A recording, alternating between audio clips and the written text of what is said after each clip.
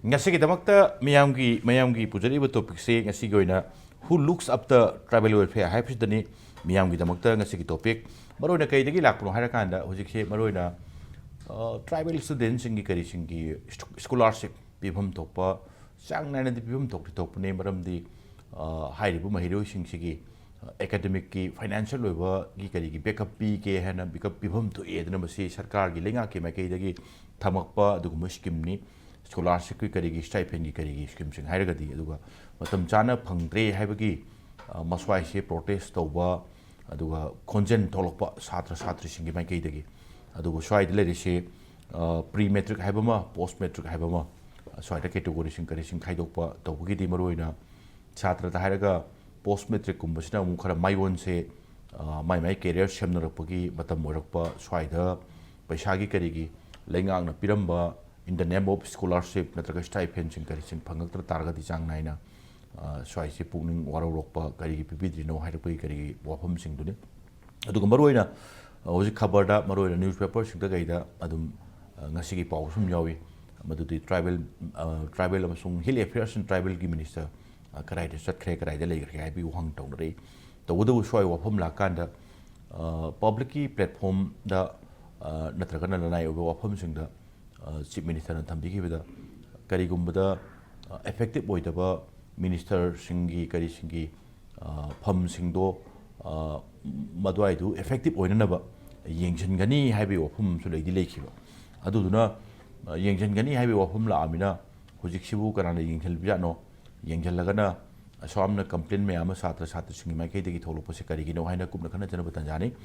Lord Yang Punapu Sharatchandra Sharma Impact News ki Manung Taram Oxari Nasi topics the Lincoln Biriba Kanan with the Lincoln Biriba guessing day. I yet Tankan Pambiri Professor Chinglen Maisnam, Department of Economics, Manipur University, Usaching we had Taram Oxari, Usaching with the Lincoln Biriba. Ningthoukhongjam Satyajeet Bureau UNI, I Marup Satyajeet Taram Oxari, Arumarup Satyajeet Oida, Aini at the Tanam Paminari, Maibon Phaomei social activist, Oza, Maibon Phaomei Taram Oxari. Yanan baje oja Maibon da lakchap ta maram di swaiga oja na social activity soi leibi re aduga kari guma kanda Manipur gi kari gi issue sing thokpada dum oja Maibon Phaomei yobi ngasi gi china mu kitang khara specified or pot haiba tae tribal gi welfare harak kanda ihana protest kumba u phangi si maroina satri sing stipend scholarship matam chana pithok piu ka haibe khonchen tholokpa matam chana pibidri se kari gi no kain tholokpa aduga maroina kari gumba kanda khara mu tribal hill affairs and tribal gi khoi gi hills and tribal affairs ki paibiri se sindok piu ka haibe wafam bol leiramni kari gi no haira kanda mathau phajana pangthok tre aduna pangthok tapna maram mora kanda ai khoi gi phangbum thokpa haksing phangandre haibe khonchen bo thokramna jai bon maroina ugibadi ngasi numit kharni mangda protesting karising ugre lisang sitna maroina hill affairs and hills and tribal affairs ki masigi department se maroina maswai si mantri si leitabani mathau mangam mathau phajana pangthok pangam dre khotre ka haibi kholaugde tum tholopadi kuidi kuire aduga maroina handak se satra singni phangam tokpa scholarship stipend sing karising hairak par protest torokpa swai area se ja maroina Yang bida balai tabadagi natraga na mapu pandabadagi asigumba complaint asigumba khonjel sing ke tholok pani haibada oja Maibon Phaomei kari mo thambininge ngasigi topic sida akoina aina thamjanu point di akoina yengbu yabasi hoji akoi ngarang khaktani akoi tribal youth organization Manipur na protest to thoini masi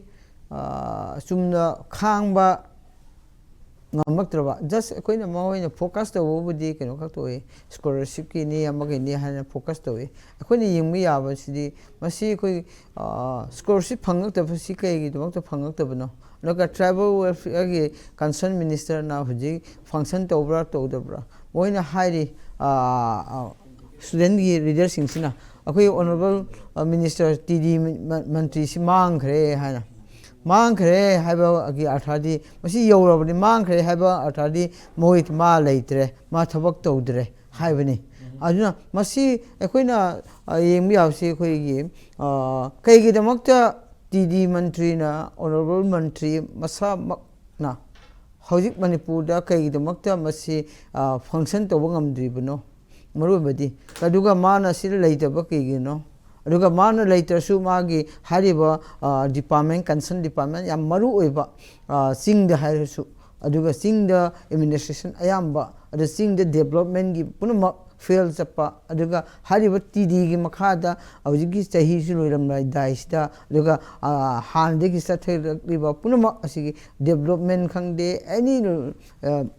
ꯍꯧꯖꯤꯛ ADCꯒꯤ ꯁ꯭ꯀꯨꯜꯁꯤꯡ ADCꯒꯤ ꯑꯣꯐꯤꯁꯁꯤꯡ ꯑꯁꯤꯁꯤꯡꯗ ꯋꯥꯠꯂꯛꯄ ꯑꯗꯨꯒ ꯃꯁꯤ ꯄꯨꯝꯅꯃꯛ ꯑꯁꯤꯒꯤꯗ ꯌꯥꯎꯁꯤꯜꯂꯛꯄꯁꯤ ꯍꯧꯖꯤꯛꯀꯤ ꯏꯅꯧ ꯅꯧꯅ ꯍꯧꯖꯤꯛꯀꯤ ꯁ꯭ꯇꯨꯗꯦꯟꯁꯤꯡꯒꯤ ꯃꯇꯝ ꯆꯥꯅ ꯑꯁꯤꯒꯤ ꯀꯩꯒꯤꯗꯃꯛꯇ TDꯒꯤꯗ ꯍꯧꯖꯤꯛꯀꯤ ꯁ꯭ꯀꯣꯂꯔꯁꯤꯞꯀꯤꯗ ꯕꯦꯁ ꯇꯧꯔꯒ ꯃꯣꯏ ꯄ꯭ꯔꯣꯇꯦꯁ ꯇꯧꯔꯤꯁꯤ ꯀꯩꯒꯤꯅꯣꯕꯨ ꯃꯁꯤ ꯃꯤ ꯈꯔꯅꯗꯤ ꯈꯜꯂꯝꯕ ꯌꯥꯏꯀꯣ ꯃꯁꯤ ꯀꯩꯒꯤꯅꯣ ꯃꯣꯏꯅ ꯁ꯭ꯀꯣꯂꯔꯁꯤꯞ ꯐꯪꯗꯕ ꯈꯛꯀꯤ ꯐꯣꯀꯁ ꯇꯧꯏ ꯍꯥꯏꯅ ꯑꯗꯨꯕꯨ ꯀꯅꯥꯒꯨꯝꯕ ꯂꯩꯇ ꯂꯥꯏꯔ ꯃꯌꯥꯝꯁꯤꯗꯤ ꯍꯥꯏꯔꯤꯕ ꯁ꯭ꯀꯣꯂꯔꯁꯤꯞꯇ ꯆꯍꯤ ꯑꯃꯗ ꯑꯃꯔꯛ ꯐꯪꯕ ꯑꯁꯤꯗ ꯃꯣꯏꯅ ꯇꯥꯔꯒꯦꯠ ꯇꯧꯖꯕ ꯑꯗꯨꯒ ꯑꯁꯤꯒꯤ ꯄꯩꯁꯥꯅ ꯄꯨꯊꯣꯛꯂꯒ ꯂꯥꯏꯔꯤꯛ ꯇꯝꯖꯕ ꯑꯗꯨꯒ ꯌꯥꯝꯅ ꯑꯋꯥꯕ ꯇꯥꯔꯕ ꯁ꯭ꯇꯨꯗꯦꯟꯁꯤꯡ ꯑꯗꯨꯒ ꯑꯁꯤꯒꯨꯝꯕ ꯃꯇꯝꯒꯤ ꯑꯩꯈꯣꯏ ꯑꯦꯀꯥꯗꯃꯤꯛꯇ ꯃꯣꯏꯒꯤ ꯑꯁꯤ ꯆꯍꯤꯁꯤꯗ ꯁꯨꯝ ꯐꯪꯕ ꯈꯣꯠꯄ ꯁꯨꯃꯥꯏꯅ ꯇꯧꯔꯒ ꯄꯣꯁ ꯃꯦꯇ꯭ꯔꯤꯛꯀꯤ ꯑꯃꯒꯤ ꯃꯦꯇ꯭ꯔꯤꯛꯀꯤ ꯁꯨꯝ ꯂꯥꯛꯄ ꯃꯌꯥꯝ ꯑꯁꯤꯗ ꯑꯩꯈꯣꯏꯅ ꯕꯦꯁ ꯇꯧꯔꯒ ꯄ꯭ꯔꯣꯇꯦꯁ ꯇꯧꯕ ꯋꯥꯅꯤ ꯑꯗꯨꯕꯨ ꯑꯩꯈꯣꯏꯅ ꯌꯦꯡꯕ ꯌꯥꯕ ꯑꯃꯗꯤ ꯃꯁꯤ ꯑꯩꯈꯣꯏꯅ ꯌꯦꯡꯕ ꯌꯥꯕꯁꯤ ꯑꯩꯈꯣꯏ ꯇ꯭ꯔꯥꯏꯕꯦꯜꯁꯤꯡꯒꯤ ꯍꯧꯖꯤꯛꯀꯤ ꯂꯦꯠꯄꯥꯎꯅ ꯀꯅꯥꯅ ꯗꯤꯄꯥꯔꯠꯃꯦꯟꯁꯤ ꯍꯧꯖꯤꯛ ꯆꯍꯤ ꯑꯃꯒ ꯑꯅꯤ ꯁꯨꯔꯛꯀꯗꯧꯔꯦ ꯑꯁꯤ ꯀꯅꯥꯅ ꯌꯦꯡꯁꯤꯜꯂꯤꯒꯦꯕ ꯑꯗꯨꯗꯤ ꯃꯁꯤ ꯀꯅꯥꯒꯤ ꯑꯁꯣꯏꯕꯅꯣ ꯍꯥꯏ ꯌꯦꯡꯕ ꯃꯇꯝꯗ ꯃꯁꯤ ꯄꯨꯝꯅꯃꯛ ꯊꯣꯛꯏꯁꯤ ꯍꯧꯖꯤꯛ ꯆꯠꯊꯔꯛꯂꯤꯕ ꯏꯔꯥꯡ ꯑꯁꯤꯒꯤ ꯔꯨꯠ ꯀꯣꯁꯇꯤ ꯍꯧꯖꯤꯛ ꯏꯔꯥꯡ ꯑꯁꯤꯒꯤ ꯊꯣꯛꯂꯤꯕ ꯏꯁꯨ ꯑꯁꯤꯒꯤ ꯊꯣꯛꯂꯛꯄꯅꯦꯅ ꯂꯧꯁꯦꯕ ꯑꯗꯨꯅ ꯍꯧꯖꯤꯛꯀꯤ ꯇ꯭ꯔꯥꯏꯕꯦꯜ ꯋꯦꯜꯐꯤꯌꯔꯗ ꯑꯩꯈꯣꯏꯅ ꯕꯦꯁ ꯇꯧꯔꯒ ꯉꯥꯡꯅꯕ ꯃꯁꯤ ꯈꯛꯇ ꯅꯠꯇꯦꯀꯣ ꯃꯁꯤꯗ ꯃꯁꯤꯗ ꯑꯩꯈꯣꯏꯅ ꯌꯦꯡꯕ ꯀꯩꯅꯣ ꯇꯧꯕ ꯑꯩꯈꯣꯏ ꯃꯥꯅ ꯆꯠꯈ꯭ꯔꯦ ꯂꯩꯇ꯭ꯔꯦ ꯐꯥꯏꯟꯗ ꯇꯧꯔꯝꯕ ꯌꯥꯏ ꯇꯧꯔꯝꯗꯕ ꯌꯥꯏ ꯑꯃ ꯇꯧꯔꯝꯕ ꯌꯥꯏ ꯑꯗꯨꯕꯨ ꯑꯩꯈꯣꯏ ꯃꯔꯨ ꯑꯣꯏꯕꯗꯤ ꯃꯁꯤ ꯒꯣꯔꯃꯦꯟꯒꯤ ꯑꯁꯣꯏꯕ ꯑꯆꯧꯕ ꯑꯁꯣꯏꯕꯅꯦꯅ ꯑꯩ ꯊꯝꯖꯒꯦ ꯃꯁꯤ ꯀꯩꯒꯤꯅꯣ ꯒꯣꯔꯃꯦꯟꯒꯤ ꯑꯁꯣꯏꯕꯅꯦꯅ ꯍꯥꯏꯕꯗꯤ ꯍꯥꯏꯔꯤꯕ ꯔꯤꯁꯄꯣꯟꯁꯤꯕꯜ ꯑꯣꯏꯕ ꯃꯟꯇ꯭ꯔꯤ ꯑꯃꯅ ꯑꯗꯨꯒ ꯃꯥꯒꯤ ꯕꯤꯚꯥꯒ ꯑꯆꯧꯅ ꯄꯥꯏꯔꯤꯕ ꯗꯤꯄꯥꯔꯠꯃꯦꯟ ꯑꯃ ꯑꯅꯤ ꯄꯥꯏꯔꯤꯕ ꯃꯤ ꯑꯁꯤꯅ ꯊꯕꯛ ꯇꯧꯔꯛꯇꯕ ꯍꯥꯏꯕꯁꯤꯗꯤ ꯃꯁꯤ ꯌꯦꯡꯁꯤꯟꯕ ꯉꯝꯗꯕ ꯑꯗꯨꯒ ꯃꯥꯕꯨ ꯊꯕꯛ ꯇꯧꯍꯟꯕ ꯉꯝꯗ꯭ꯔꯕ ꯑꯗꯨꯒ ꯗꯤꯄꯥꯔꯠꯃꯦꯟ ꯑꯇꯣꯞꯄꯒꯤ ꯄꯥꯏꯔꯤꯕ ꯃꯥꯅ ꯄꯥꯏꯔꯤꯕ ꯕꯤꯚꯥꯒ ꯑꯗꯨꯗ ꯊꯕꯛ ꯐꯖꯅ ꯇꯧꯍꯟꯕ ꯉꯝꯗꯕ ꯑꯗꯨꯒ ꯁ꯭ꯃꯨꯠꯂꯤ ꯇꯧꯍꯟꯕ ꯉꯝꯗꯕ ꯍꯥꯏꯕꯁꯤ ꯒꯣꯔꯃꯦꯟꯒꯤ ꯑꯁꯣꯏꯕꯅꯤ ꯍꯥꯏꯅ ꯑꯩ ꯂꯧꯖꯒꯦꯕꯀꯣ ꯑꯗꯨꯗꯤ ꯍꯥꯏꯔꯤꯕ ꯃꯈꯣꯏꯒꯤ ꯃꯟꯇ꯭ꯔꯤ ꯑꯃ ꯑꯣꯏꯅ ꯍꯥꯏꯔꯤꯕ ꯑꯁꯤ ꯐꯪꯁꯟ ꯇꯧꯍꯟꯕ ꯉꯝꯗꯕ ꯑꯗꯨꯒ ꯃꯥꯕꯨ ꯀꯩꯒꯤꯗꯃꯛꯇ ꯍꯧꯖꯤꯛꯐꯥꯎ ꯑꯦꯛꯁꯟ ꯂꯧꯗꯕ ꯃꯥ ꯑꯁꯤ ꯂꯩꯁꯨ ꯂꯩꯇ ꯑꯗꯨꯒ ꯃꯗꯨ ꯃꯥꯅ ꯑꯥꯗ ꯆꯠꯈ꯭ꯔꯁꯨ ꯑꯣꯅꯔꯦꯕꯜ ꯆꯤꯐ ꯃꯤꯅꯤꯁꯇꯔꯅ ꯃꯁꯤ ꯆꯞ ꯆꯥꯕ ꯄꯕ꯭ꯂꯤꯛꯀꯤꯗꯃꯛꯇ ꯄ꯭ꯔꯖꯥꯒꯤꯗꯃꯛꯇ ꯃꯁꯤ ꯑꯁꯣꯏꯕ ꯃꯥꯅ ꯐꯪꯁꯟ ꯇꯧꯕ ꯐꯖꯅ ꯇꯧꯗꯕ ꯍꯥꯏꯕꯁꯤ ꯃꯁꯤ ꯑꯁꯣꯏꯕ ꯑꯃ ꯂꯩꯔꯦ ꯍꯥꯏꯔꯒꯗꯤ ꯀꯩꯒꯤꯗꯃꯛꯇ ꯃꯟꯇ꯭ꯔꯤ ꯃꯥꯒꯤ ꯐꯝꯁꯤ ꯑꯣꯅꯔꯦꯕꯜ ꯆꯤꯐ ꯃꯤꯅꯤꯁꯇꯔꯅ ꯀꯩꯒꯤ ꯌꯦꯡꯁꯤꯟꯗꯦ ꯑꯗꯨꯒ ꯆꯤꯐ ꯃꯤꯅꯤꯁꯇꯔꯅꯁꯨ ꯌꯦꯡꯁꯤꯟꯗꯕ ꯑꯗꯨꯒ ꯃꯟꯇ꯭ꯔꯤꯁꯨ ꯌꯦꯡꯁꯤꯟꯗꯕ ꯁꯨꯃꯥꯏꯅ ꯐ꯭ꯔꯤꯗ ꯁꯨꯝ ꯊꯥꯗꯣꯛꯄ ꯍꯥꯏꯕꯁꯤꯗꯤ ꯃꯁꯤ ꯑꯆꯨꯝꯕꯁꯨ ꯑꯣꯏꯌꯣꯏꯅ ꯂꯧꯖꯒꯦ ꯑꯗꯨꯅ ꯃꯁꯤꯒꯨꯝꯕ ꯌꯦꯡꯁꯤꯟꯕ ꯉꯝꯗꯕ ꯑꯗꯨꯒ ꯍꯧꯖꯤꯛꯀꯤ ꯈ꯭ꯔꯥꯏꯁꯤꯁ ꯍꯧꯖꯤꯛꯀꯤ ꯊꯣꯛꯂꯤꯕ ꯈ꯭ꯔꯥꯏꯁꯤꯁ ꯑꯁꯤꯁꯨ ꯑꯁꯤꯗ ꯀꯩꯅꯣꯝꯃ ꯑꯩꯅ ꯑꯗꯨꯝ ꯊꯝꯖꯅꯤꯡꯕ ꯑꯁꯤꯒ ꯃꯔꯤ ꯂꯩꯅꯕꯗ ꯑꯩꯈꯣꯏꯁꯨ ꯂꯩꯔꯤꯕ ꯏꯁꯨ ꯑꯁꯤ ꯊꯣꯛꯂꯤꯕ ꯏꯁꯨ ꯑꯁꯤ ꯑꯩꯈꯣꯏ ꯄ꯭ꯔꯖꯥ ꯃꯤꯌꯥꯝꯁꯤ ꯒꯚꯔꯟꯃꯦꯟꯅ ꯑꯆꯨꯝꯕ ꯉꯥꯡꯕ ꯇꯥꯕꯅꯤ ꯑꯗꯨꯒ ꯇꯧꯔꯤꯕ ꯃꯌꯥꯝꯁꯨ ꯑꯆꯨꯝꯕ ꯈꯛ ꯉꯥꯡꯕ ꯇꯥꯕꯅꯤ ꯑꯆꯨꯝꯕ ꯈꯛ ꯇꯧꯕ ꯇꯥꯕꯅꯤ ꯃꯁꯤ ꯑꯆꯨꯝꯕ ꯉꯥꯡꯕ ꯉꯝꯃꯛꯇ꯭ꯔꯕ ꯑꯆꯨꯝꯕ ꯊꯕꯛ ꯇꯧꯔꯛꯄ ꯉꯝꯗ꯭ꯔꯕ ꯑꯗꯨꯗꯤ ꯍꯥꯏꯔꯤꯕ ꯏꯁꯨꯁꯤ ꯑꯩꯈꯣꯏ ꯊꯣꯛꯂꯤꯕ ꯏꯁꯨꯁꯤ ꯂꯣꯏꯁꯤꯟꯕꯁꯨ ꯉꯝꯃꯣꯏꯕꯀꯣ ꯑꯗꯨꯅ ꯃꯁꯤꯒꯨꯝꯕ ꯏꯁꯨ ꯑꯁꯤ ꯊꯣꯛꯂꯛꯄꯗ ꯍꯧꯖꯤꯛ ꯇ꯭ꯔꯥꯏꯕꯦꯜ ꯋꯦꯜꯐꯤꯌꯔ ꯈꯛꯇ ꯕꯦꯁ ꯇꯧꯕ ꯋꯥꯅꯤ ꯍꯧꯖꯤꯛ ꯃꯁꯤ ꯏꯁꯨꯁꯤ ꯍꯧꯖꯤꯛ ꯆꯍꯤ ꯑꯅꯤ ꯐꯥꯔꯝꯗꯥꯏꯁꯤꯗ ꯂꯥꯛꯄ ꯃꯇꯝꯗ ꯀꯩ ꯁꯣꯛꯀꯦ ꯌꯦꯡꯉꯣꯕ ꯌꯥꯝ ꯁꯣꯛꯑꯦꯕ ꯍꯧꯖꯤꯛꯀꯤ ꯒꯣꯔꯃꯦꯟ ꯄꯥꯏꯃꯤꯟꯅꯔꯤꯕ ꯑꯩꯈꯣꯏ MLA ꯃꯔꯛꯇ ꯐꯥꯎ ꯃꯣꯏꯒꯤ ꯗꯤꯐ꯭ꯔꯦꯟꯁꯦꯁ ꯄꯥꯝꯕ ꯄꯥꯝꯗꯕ ꯗꯤꯐ꯭ꯔꯦꯟꯁ ꯌꯥꯝ ꯊꯣꯛꯈ꯭ꯔꯕꯅꯤ ꯍꯧꯖꯤꯛ ꯑꯗꯨꯒ ꯍꯧꯖꯤꯛꯀꯤ ꯀꯨꯏꯊꯔꯛꯄꯗꯒꯤ ꯁꯤꯚꯤꯜ ꯑꯣꯔꯒꯅꯥꯏꯖꯦꯁꯟ ꯃꯔꯛꯇꯁꯨ ꯗꯤꯐ꯭ꯔꯦꯟꯁ ꯌꯥꯝ ꯊꯣꯛꯑꯦ ꯃꯁꯤꯒꯤ ꯑꯗꯨꯒ ꯃꯔꯛꯇ ꯑꯗꯨꯒ ꯑꯩꯈꯣꯏꯒꯤ ꯃꯁꯤ ꯏꯁꯨ ꯊꯣꯛꯄꯗꯒꯤ ꯍꯧꯖꯤꯛꯀꯤ ꯗꯤꯄꯥꯔꯠꯃꯦꯟꯗ ꯑꯗꯨꯒ ꯄꯕ꯭ꯂꯤꯛꯇ ꯏꯀꯣꯅꯣꯃꯤꯗ ꯁꯣꯛꯂꯛꯄ ꯈꯣꯠꯂꯛꯄ ꯄꯨꯝꯅꯃꯛ ꯑꯁꯤ ꯀꯩꯒꯤꯅꯣ ꯍꯥꯏꯔꯤꯕ ꯏꯁꯨ ꯑꯁꯤ ꯁꯣꯜꯕ ꯇꯧꯗꯅ ꯆꯠꯊꯔꯛꯄ ꯀꯨꯏꯔꯛꯄꯒꯤꯅꯤ ꯃꯁꯤ ꯀꯨꯏꯔꯛꯄ ꯇꯥꯔꯒꯗꯤ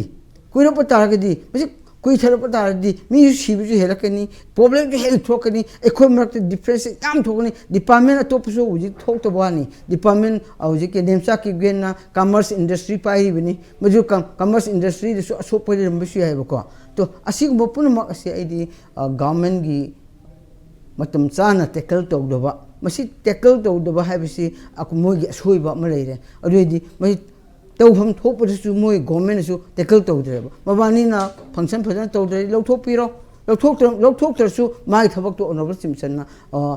pasim bida kaisu akabariti maman function to bi ai hoji hari bog students in the demand to ri ba punma ase mana su fulfill to hon bi ai hari bog mantri na tawdre di ma khui ki power do honorable simson direct to su ya ba mo ki rule act o mu yauri bani ko ajo di maduna implement to ning se maroina masaduna lakpa duga lakpai khudong chaba leitaba dugum sung du yeng birakanda chief minister na paishan biraga hari se kaino hakanda ngasai gi leriba satra singi kari singi pibum thokpo scholarship kari sing matam chana pithok biraga di maroina swai se tawbangam daba tawbada khara no tawba sing lerangmani tawbada bu maroina scholarship kari wafam simdi khara thunu yengjan bagi mathok tani haibani kari gunganda yengjan gani hairamnina yengjan bate income da chungju yengjan kanen khali ba tawbada bu adoi du khara thunu yengjan kanda satra singi kari gi leriba mayam sing se ko on bangam kokpa yana na ba haib tare oja mo pawu thank you honorable ngi tamak oja Chinglen da lakcha ba oja maroina swai sida la ise hoi matama covid kumba le kan ri irang hi mang da covid ki matam di work from home ka haibe se dum chanai aduga sai gi ojikchina mo work from distance harik patai maroina assembly yawrak taba thengkhang khara dum yame aduga department da lakpa khotpa adwai da che chang ching kari ching chen bagi area dum leitar banina thapna thabak subasi working haibe tai swai si yamna affected over gamdabugi area am ubu phunge madudi satra sing kari sing maroina khonjel thoglabnina scholarship kari gi batang da aduga kari gum kanda yengjandrabanina masa leitarbanina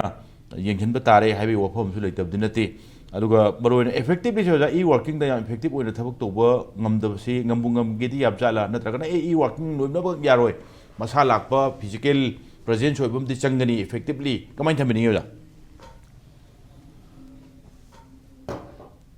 कोई minister ओइबदि line full fledged जाना कोई 24/7 work तोरिबा minister Singh फाउदा मा मसामकी मागी department सी फजना कोई मपुंग फाना थबक तोबा ngamdabagi मागी report ma'am सी लोनबा CAG नसु P अदुग lion budget मसादु दसु मसी वासी यावरि बने गिदि तोंगान ग्रेबा डिस्टेंस की केनु दिदि तोंगान grey masa mangna file sudana normal abnormal nataba normal time the bokta masi phajana pangthok to bi khudam yam phange se samna ba just ko gi sigi balance sigi he mamang hadi 2022 23 si sigi march phok di sai balance thok te dana sigi balance to si me tha da gi thok pane ado 2022 23 siboki magi budget ta allocation da ko gi tribals ki welfare yauna maroina koi tribal ki schedule tribe ki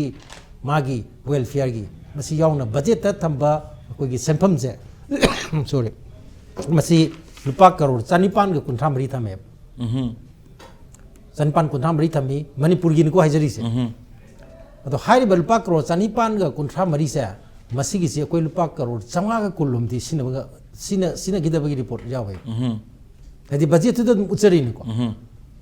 aduna ngasai only sinai che lupa crore chahum tara dagi hena kogi masigi actual expenditure da masagi hen mangam gi de haidana masagi budget masagi document da udeba samna masina ta id kai no haida minister de adu metung do oibani okay haidi megi metung do oibani ba adu ragadi 2023 24 aduga 24 25 sidi kari oigeda ge matra aduna sidasu 2024-25 ki manipur ki budget ta akoi le pauna pairiba magi akoi tribal affairs and hill gi se sigidam ta thamiba magi chahi gi budgetary allocation ji lupa crore samapan ga trampan ne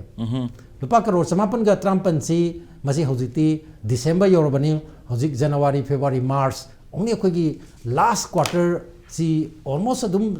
changabugum bani changdor bane last quarter khatangai re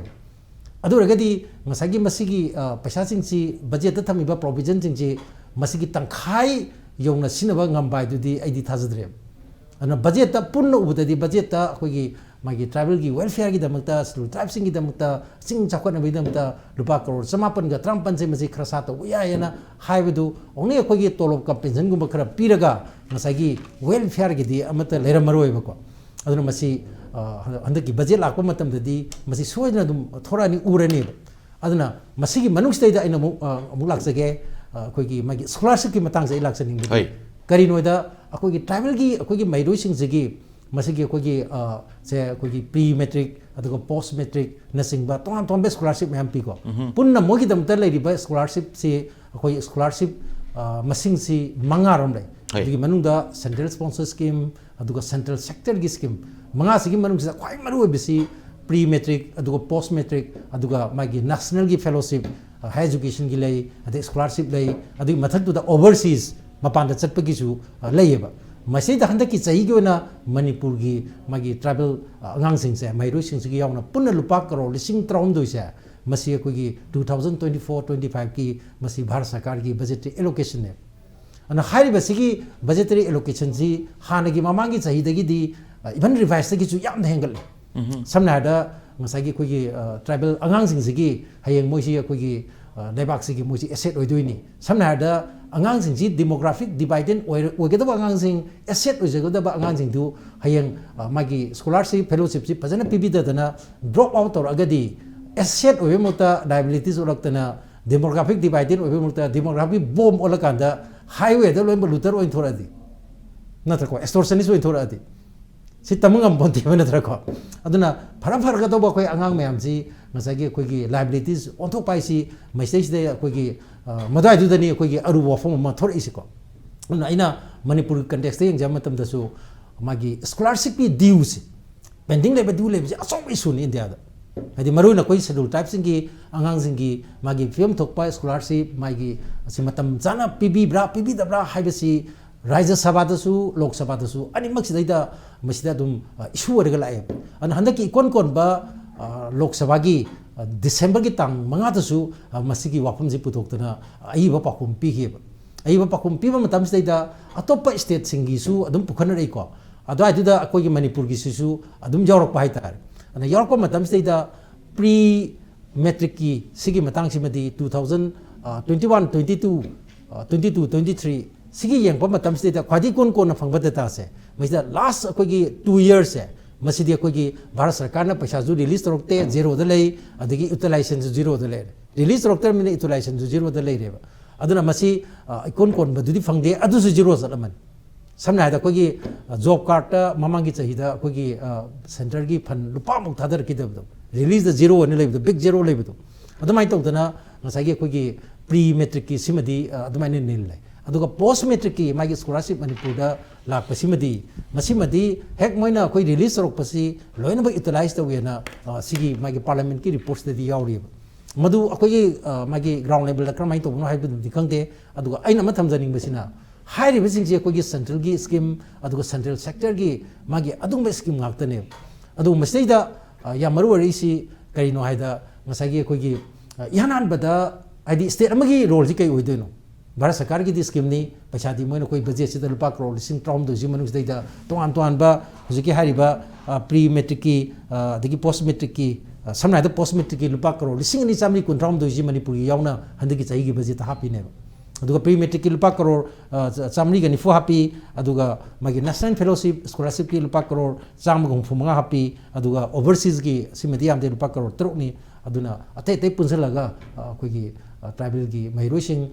maruena sigi development ki tamata adigi makoi ki career gi tungi magi higher education da makha satana jaba yanar ba lupa crore lising trom do ji Manipur yauna tamine sigi manung sida ate top by state sing Maharashtra gumdadi 100% 100 sine mo scholarship ade release to utilization loi to weba sigi si kwadi kon ba 2024 sahi sigi koi parliament ta hangba question answer da yauri ne aduna July da su hangi handaki December da su hangba da makhogi di 10% sinai only mogi 2000 kogi 24-25 ki hojiki di loi drimina da ai da kogi pending le bedu di palli ko adu Manipur gi di nil jat pe yam jawre aduna state amagi mai maroiba scholars ki matang da magi mapung ba dai tadi number 1 masi application invite over then adu mathang da magi verification to bam changi satra sing sigi verification sai da manipur siam chaw problem le ji akoi assembly da su masi gi question answer tong ba matam da verification gi si data koi problem le bagi matang ma imamang da thinagi ba ko then adagi magi phanji demand tor matung da darkar gi requirement ki matung ina demand tor matung da madu utilization sin tor matung da madu gi submission ji koi gi to wai darkar lai adu matung da mu masagi phan amuk makhata na release tor ko duine aduna hairi ba sigi problem yam si aina khan bada yam chawna leiram ning khali covid ki problem su leijare adu matung da violence su leire sigi problem ji matak da masa da gi hana da gi nar ga yaujar pa ana ba myam du pula kan da khwaidagi masina koi gi hak tamang ba haidi masagi satra singi mairu singi magi right to education haiba posum su leini marun koi travel angang sing sigi magi career se masi koi pra koi manghan ba khona ba haiba sidi koi gi masidi achauba koi gi kind of koi gi crime mo joine natra ko aina ambagi first round se dena thamjani basi koi gi sigi koi gi travel singi koi gi uziki angang sing je makoi da magi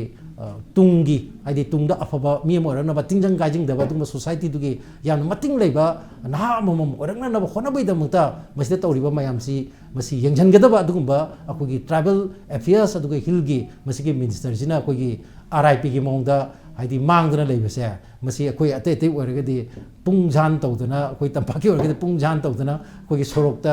chanarani ba ko haidi lai gidrabane na thiba oja da ru thiel la ji oja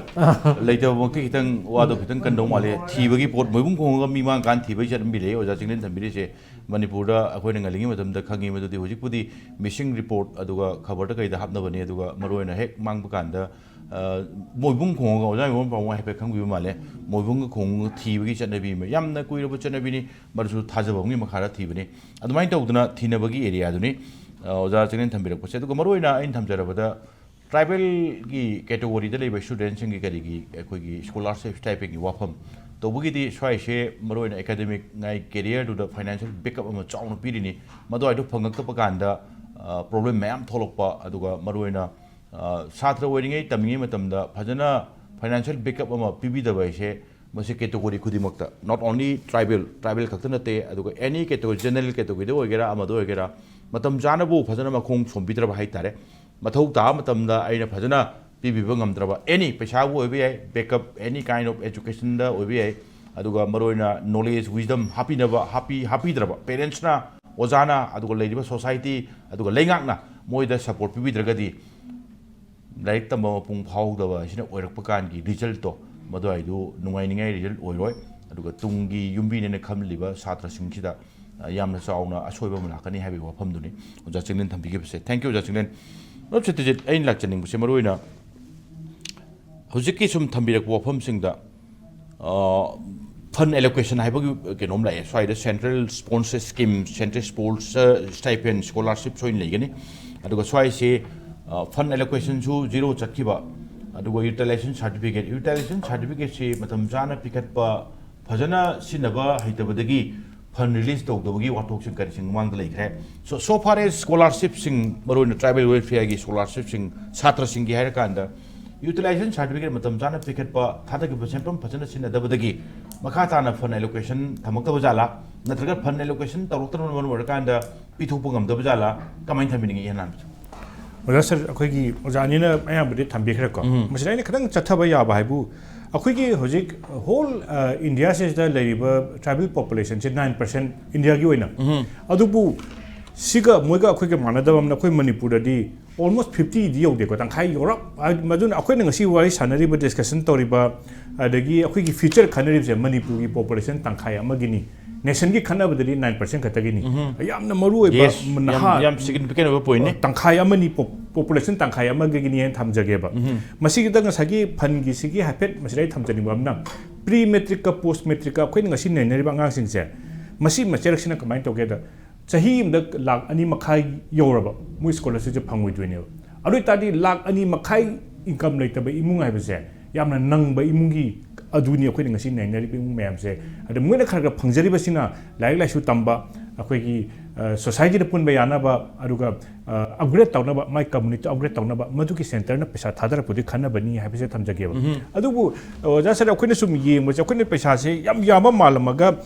pre matric का post matric का सिदी पैसा से यामदेब लुपा चनी दी चौवा चाचु लिसिंग के वाली ngakne अखोइन तौरिसे मसिगे सिना पूरा लारिक तंबगी मागी चप चाबी फंगदब याम चावब फंजु नती है थमजगेब नते अदुबु तबुदुबु मतेंग हमदि ओइनरिमने मतेंग याम ओइखरजानी अदुगा मसिसदा खितंग अखोइगी वादोइसना कनानो हाकांदा मोइगी pre matric post matric scholarship अरुगा मोइगी फेलोशिप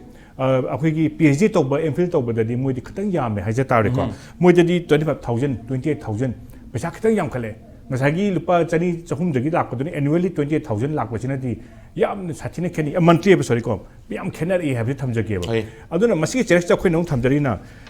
पॉपुलेशन तंखाई अमगी मकु बिदिबसे डील तौबे मिसे लेतेबा होजि लेतरबनिना मपु पांदबा इमुंग अमदा मागी इमुंग कमाइन रन तौरी कमाइन तौरी कि येंगसेबिनब लेति हाबसि माई यानाम थमजगेबा अनि सुबदा खनि येंजरिमिना करिंबा लेता ताडी मणिपुरी पॉपुलेशन अदुसु लाइरबा अदुसु ट्राइबल की मधुकी पॉपुलेशन द डील तौबद